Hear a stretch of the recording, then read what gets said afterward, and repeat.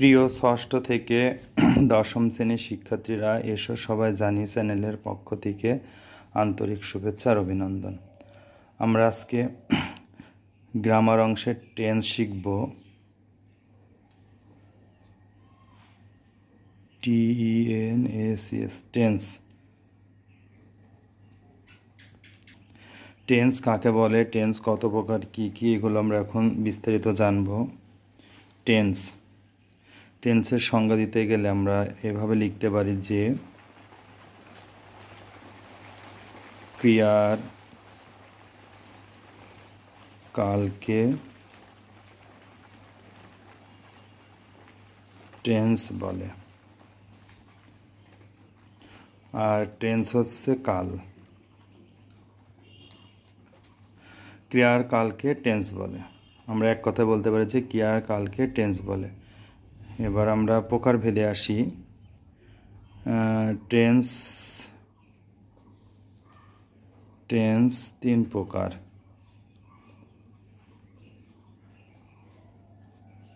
প্রকার।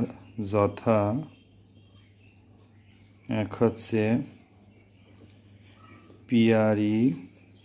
PRESENT present tense,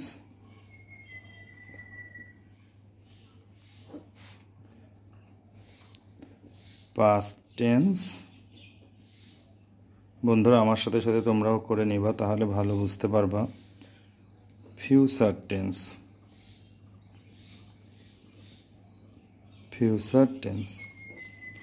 present tense বলতে আমরা বাংলা বুঝি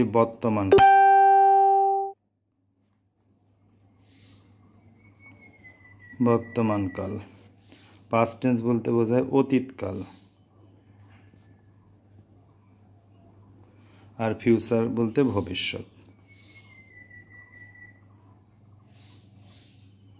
ভবিষ্যৎকাল। তাহলে বন্ধুরা আমরা একবার দেখি যে টেন্স শব্দের অর্থ হচ্ছে কি, কাল। ক্রিয়ার কালকে টেন্স বলে, আমরা এক কথা বলি ক্রিয়ার কালকে টেন্স বলে। টেন্স আমরা শুধু ধারণা নিয়ে যাব, কিন্তু নিয়ম অনুযায়ী আমরা রুলস বা কোনো কিছু নিয়মগুলো সুন্দরভাবে দেখে যাব। টেন্সের শুধু ধারণা নিয়ে যাব, একটু একটু করে যে টেন্স কী, কীভাবে কোন টেন্স কীভাবে, বর্তমান কোনটা, অতীত কোনটা, ভবিষ্যৎ কোনটা, এগুলো দেখব শুধুমাত্র। টেন্স কাকে বলে বললাম। এবার টেন্স তিন প্রকার, যথা এক দেখো প্রেজেন্ট টেন্স মানে বর্তমানকাল, পাস্ট টেন্স মানে অতীতকাল, আর ফিউচার টেন্স হচ্ছে ভবিষ্যৎকাল। এখন প্রেজেন্ট টেন্সটা কি, পাস্ট টেন্সটা কি, ফিউচার টেন্সটা কি, এটা আমরা দেখব। এক নম্বরটা হচ্ছে প্রেজেন্ট টেন্স,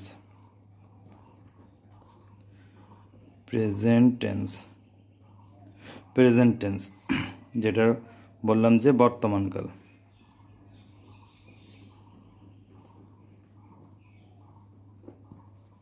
এবার প্রেজেন্ট টেন্স কাকে বলে,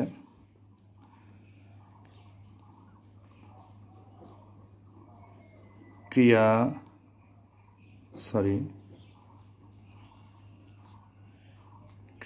বর্তমান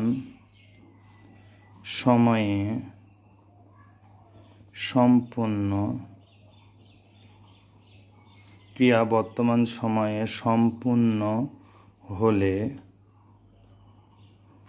ওই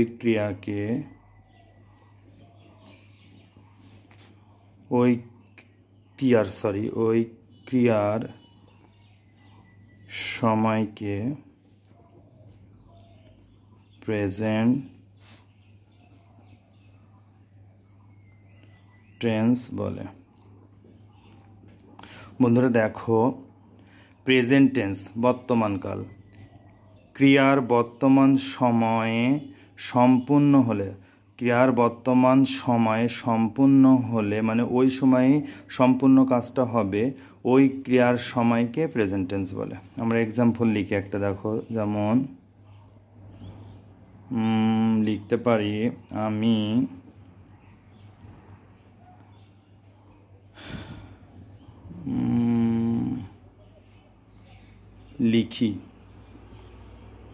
আমি লিখি, তাহলে আই রাইট, রাইট, তাহলে আমি লিখি, একটা উদাহরণ। তাহলে কি, ওই ক্রিয়ার কাজ সম্পূর্ণভাবে হচ্ছে। এবার আমরা যাই দুয়ে, PAST past tense। past tense যেটা হচ্ছে কি অতীত, অতীতে কোনো কাজ সংঘটিত হলে সেটি হচ্ছে অতীতকাল বোঝাবে।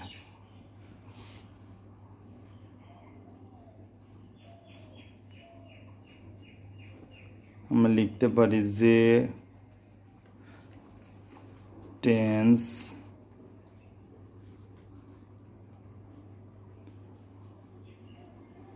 অতীত সময়কে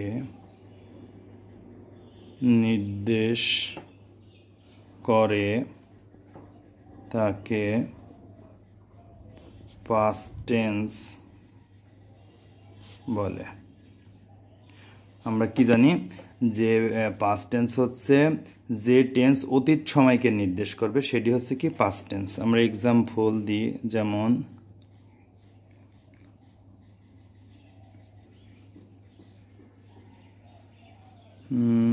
আমি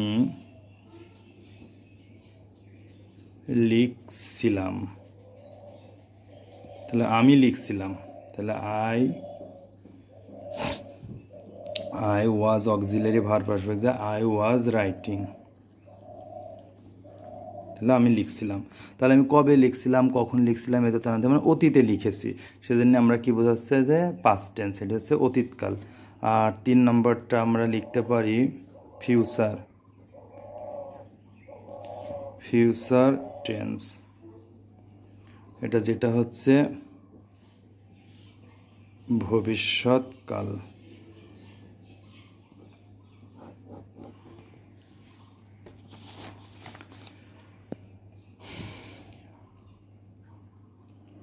তাহলে আমরা এটাও এভাবে বলতে পারি যে টেন্স ভবিষ্যৎ সময়কে নির্দেশ করে তাকে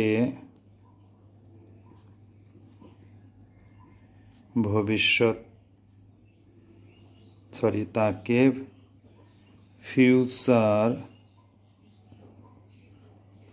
টেন্স বলে।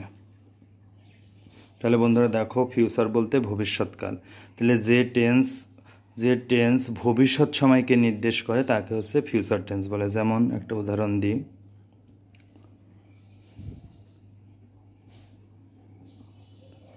আমি লিখে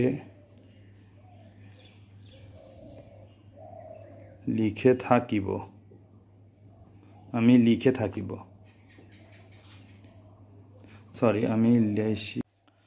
তাহলে বন্ধুরা দেখো, আমি লিখতে থাকিব, তাহলে আমি লিখতে থাকিব, তাহলে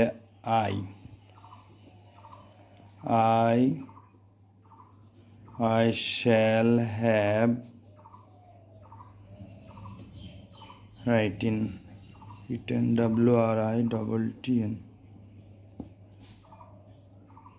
তাহলে আমি লিখতে থাকিব। তাহলে বন্ধুরা দেখো, আমরা টেন্স অনুযায়ী, টেন্স শব্দের অর্থ হচ্ছে কি জানলাম, কাল। টেন্স কাকে বলে, টেন্স কত প্রকার, কি প্রত্যেকটা টেন্সের উদাহরণ সহ সংজ্ঞা দিয়ে আছে। তোমরা বন্ধুরা অবশ্যই করে এই টেন্সগুলো মুখস্থ করে নেবে। এগুলো মুখস্থ করলে সামনের যেই টেন্সের গঠনগুলো আসবে সেই গঠনগুলো তোমাদের জন্য অনেক সহজ হয়ে যাবে। টেন্সের এই অধ্যায়টা অনেক বড়, প্রায় অনেক দিনই লেগে যাবে টেন্স শেষ করতে। তারপরেও তোমরা ভালো করে যদি অনুশীলন করতে পারো তাহলে টেন্স তাড়াতাড়ি দ্রুত গতিতে শেষ হয়ে যাবে আশা করি। তোমরা এই সংজ্ঞাগুলো অবশ্যই করে ভালো করে দেখবে।